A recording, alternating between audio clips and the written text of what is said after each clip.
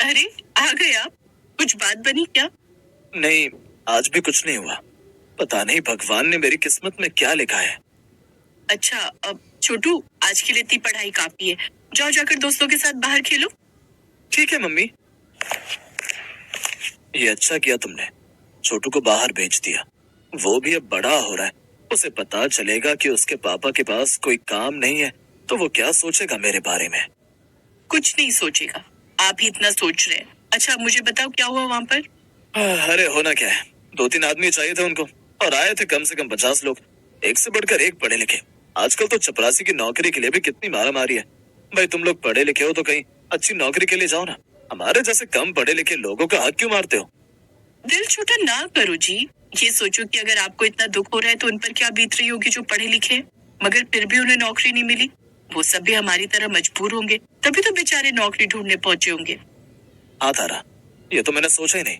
तुम सच में बहुत समझदार हो। अच्छा अच्छा, ठीक है, अब जाओ, हाथ मुंह धो लो, मैं खाना लगाती हूँ। पर छोटू को तो बुला लो।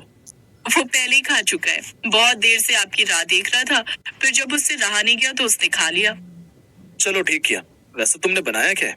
वो घर में सिर्फ आलू ही बचे थे तो आलू के पराठे बनाए। क्या बात है, लाओ लाओ जल्दी से लाओ। ये कहानी है तारा और महेश की, जो अपने बेटे के साथ एक छोटे से घर में रहते थे। फिर खाना खाते हुए उसने तारा से कहा, कल सुबह जल्दी उठा देना। क्यों नहीं जाना है? हाँ, एक और जगह पता लगी है, सुना है वहाँ सफाई वाले की जरूरत है, तो देख लेते हैं, क्या पता वहीं कुछ हो जाए। भगवान पर भरोसा रखो जी, सब ठीक हो जाएगा। क्या बात है तारा, न जाने कितनी जगह पराठे खाए लेकिन तुम्हारे जैसे पराठे कोई नहीं बनाता, सच में। अब बस भी करो, इतने अच्छे भी नहीं बने हैं। अरे नहीं, कसम से सच कह रहा हूँ, मन करता है कि बस खाते ही जाओ। अगले दिन सुबह सुबह महेश फिर से नौकरी की तलाश में चला गया और तारा घर के कामकाज में लग गई। तारा, ओ तारा, छोटू, अरे भाई कहाँ हो तुम दोनों? यही हूँ, बताइए। तारा, नौकरी लग गई मेरी। भगवान तेरा लाख लाख शुक्र है, आखिर तूने हमारी सुन ली। हाँ तारा, भगवान की दया से अब कोई दिक्कत नहीं होगी। वैसे कहाँ मिली नौकरी आपको? वो चौराहे के पास है ना, क्या नाम है उस जगह का, जहाँ पिज्जा मिलता है। हाँ, डोमिको, वही सफाई का काम करना है। बस 2 ही काम है, सुबह जब होटल खुले तो सफाई करनी है और फिर जब लोग खाना खाकर चले जाएं तो उनकी मेजें साफ करनी है। और पगार? अभी तो 10,000 बोले हैं, बाकी कह रहे थे कि हर साल बढ़ाते रहेंगे। कोई बात नहीं, कुछ नहीं से कुछ अच्छा, 12 न सही 10,000 ही सही, गुजारा चल जाएगा हमारा। उस दिन बहुत दिनों बाद महेश के चेहरे पर हंसी और संतोष था। तारा भी महेश को देखकर खुश थी। अगले दिन सुबह सुबह महेश जल्दी उठा और तैयार होकर काम पर निकल गया।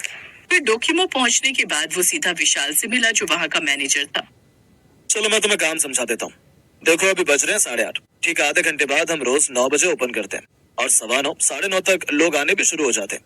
शाम को 6 बजे तक स्टोर खुला रहता है। तो तुम्हें करना यह है कि सुबह आते ही पूरे फर्श पर पोछा लगाना है और जब लोग पिज्जा खाकर उठे तो जल्दी से टेबल साफ करनी है, ताकि किसी भी कस्टमर को बैठने के लिए इंतजार न करना पड़े। ठीक है?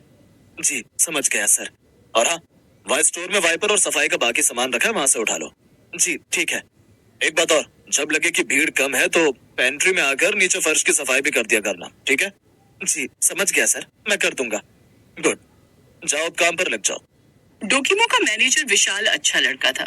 महेश उससे मिलकर बहुत खुश था। उसने झट से सफाई का काम शुरू कर दिया और थोड़ी ही देर में पूरा फर्श चमका दिया। फिर वो जल्दी से पेंट्री में गया। वहां पर उसने देखा कि स्लैब पर कुछ सफेद सफेद सा पड़ा हुआ था। उसने अच्छे से वहां की सफाई की और फिर शाम को, विशाल सर।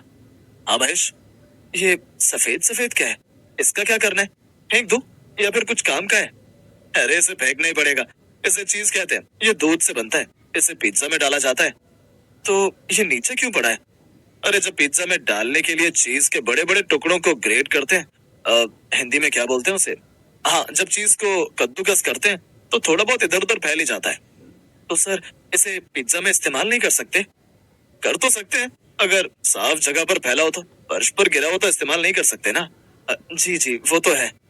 चीज जैसी भी कोई चीज होती है, ये सीधे साधे महेश ने पहली बार जाना था।